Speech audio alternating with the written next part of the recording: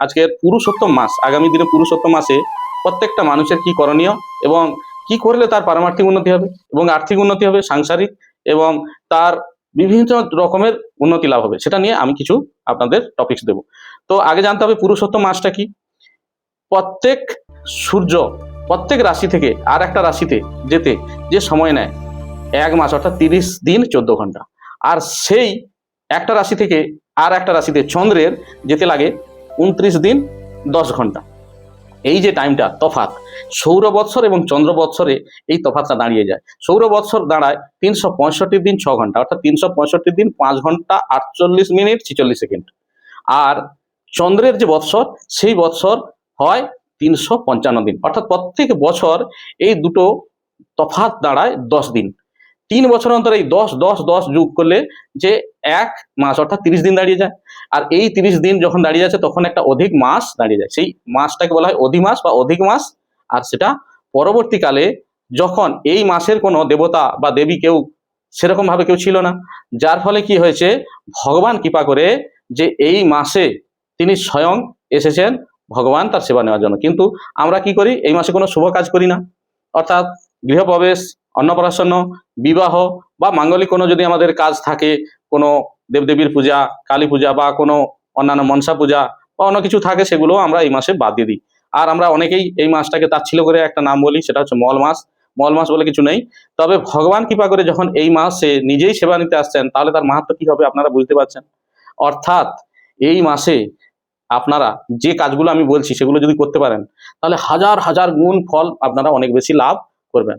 অর্থাৎ এই মাসে কোনোদিনও আপনারা চেষ্টা করবেন না 4টের পরে, ভোর 4টের পরে অবশ্যই বিছানা ত্যাগ করে উঠবেন, কোনো দিনও দেরি করবেন না। 4টের সময় উঠে প্রথমে আপনারা কি করবেন, গঙ্গা স্নান করবেন। বাড়িতে তো গঙ্গা নেই, কিন্তু একটা বালতিতে আপনি কয়েক ঘন্টা বালতিতে জলে গঙ্গা জল মিশিয়ে নেবেন। তাহলে কি হবে, ওই জলটা যখন আপনি স্নান করবেন গঙ্গা জলে স্নান হয়ে যাবে। অথবা আপনি গঙ্গার আহ্বান মন্ত্র দিয়ে আপনি যে কোনো জল আগে মস্তকে দিলে তাহলে গঙ্গা জলে আপনার স্নান হয়ে যাবে। আর চেষ্টা করবেন একটুখানি হলুদ মিশিয়ে দেবেন, আর কালো তিল একটু বেটে রাখলে ওই জলের মধ্যে মিশিয়ে দেবেন। তাহলে কি হবে, আপনার শুদ্ধিকরণ হয়ে যাবে এবং আপনি যে কাজ করবেন তার ফল অনেক বেশি হবে। অর্থাৎ এই মাসে যেহেতু আমরা ভগবানের সেবায় যুক্ত হব, ভগবান হচ্ছে পরম পবিত্র, তাহলে আমরা যদি পবিত্র না হতে পারি তাহলে কিন্তু ভগবানের সেবা পূজায় আমরা লাগতে পারবো না। অর্থাৎ আমাদেরকে নিষ্ঠাবান হতে হবে প্রথম নম্বর। তাহলে কি হবে, যে এই মাসে আমরা যে কাজগুলো করব সেই কাজগুলো অনেক ফলদায়ক হবে। এরপরে আমরা কি করব, ভগবানকে দীপদান করব। সকালে মঙ্গল আরতি করব, মঙ্গল আরতি, তারপরে আমরা দর্শন আরতি করব, গুরু পূজা করব।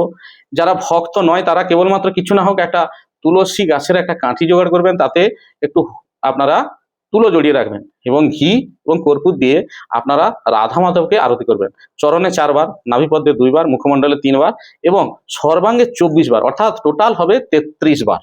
আপনারা এইভাবে করবেন। আর কি করবেন, তুলসী পরিক্রমা করবেন বেশি বেশি, তুলসীকে জল দান করবেন।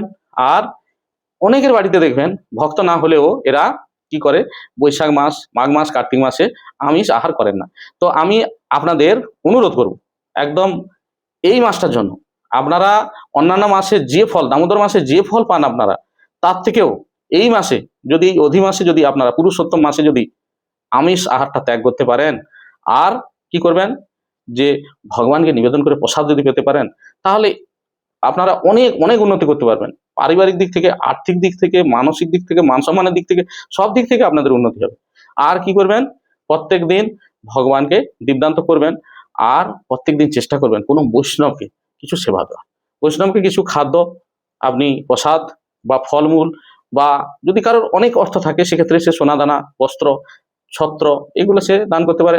আর একটা জিনিস মাহাত্মপূর্ণ যেটা, সেটা হচ্ছে বৈদিক শাস্ত্র দান, অর্থাৎ গীতা দান করতে পারেন, আপনি ভাগবতম দান করতে পারেন। আর আপনি কোনো মনে করছেন যে না আমি রামায়ণ দান করবো, করতে পারেন, মহাভারত দান করতে পারেন, বা কোনো পুরাণ যেটা আপনার ভালো লাগে সেটা দান করতে পারেন। তো ভগবান সম্বন্ধীয় যে সকল পুরাণ বা বৈদিক শাস্ত্র সেগুলো দান করলে অনেক মাহাত্মপূর্ণ। তবে একটা কাহিনী আছে এখানে, যখন দ্রৌপদী তার মেধা ঋষির যে কন্যা ছিল, তখন কিন্তু দুর্বাসা মুনি তাকে বলেছিল যে তুমি এই পুরুষোত্তম মাসটা পালন করো, কিন্তু সে তার ছিল পরে এটা করেনি। যার ফলস্বরূপ তাকে কিন্তু এই শিবের কাছ থেকে বর পেতে হলো, শিবের ধ্যান করতে হলো। শিবের ধ্যান করে শিব তাকে বর দিল যে তুমি স্বামী, পঞ্চস্বামী পাবে। এই পঞ্চস্বামী পেলো ঠিক আছে, কিন্তু তাতেও সে সুখী ছিল, কিন্তু তাকে এই পুরুষোত্তম মাসটা না করার ফলে তাকে কি করতে হলো, তাকে প্রচুর কষ্ট পেতে হলো, বনে বনে ঘুরতে হলো। হ্যাঁ, বহু বছর, 12 বছর ধরে তাকে বনে ঘুরতে হলো এবং সেখানে বহু কষ্টে তাকে জীবনযাপন করতে হলো। আর এই পাণ্ডবরা যখন বুঝতে পারলো, দ্রৌপদী তাদের বোঝালো যে আমি ওই অধিমাস অর্থাৎ পুরুষোত্তম মাস ব্রত করিনি, যার ফলে আমাকে এত কষ্ট পেতে হলো। তখন পাণ্ডবরা এই পুরুষোত্তম মাস তারা ব্রত করলো, ব্রত করে ভগবানের সেবা পূজায় ব্রতী হয়ে থেকে তারা তাদের রাজ্য তারা ফিরে পেল এবং তারা সুখে জীবনযাপন করলো। এইভাবে আমরাও যদি, আমরা হতে পারবো না হয়তো পাণ্ডবদের মতো, কিন্তু আমরাও যদি মনে করি যে ভগবানের সেবা পূজার দ্বারা আমরাও যদি ভগবানকে পেতে চাই, তাহলে কিন্তু আমরা সহজভাবে এইখানেই পেতে পারবো। এই পুরুষোত্তম মাসে যদি আমরা ভগবানের সেবা পূজা, নাম জপ এবং কীর্তন, আরতি এগুলো যদি ঠিকঠাক করতে পারি, বা গুরুদেবের যে বাক্য অর্থাৎ গুরুদেব যে বলেছেন যে প্রচার, তাহলে যদি আমরা ঠিকঠাক করতে পারি, তাহলে কিন্তু এই পুরুষোত্তম মাসে যে ফলটা পাবো হাজার হাজার গুণ বেশি ফল লাভ করতে পারবো, যার ফলে আমাদের অনেক অনেক সব দিক থেকে, সর্বাঙ্গীন দিক থেকে আমাদের উন্নতি হবে।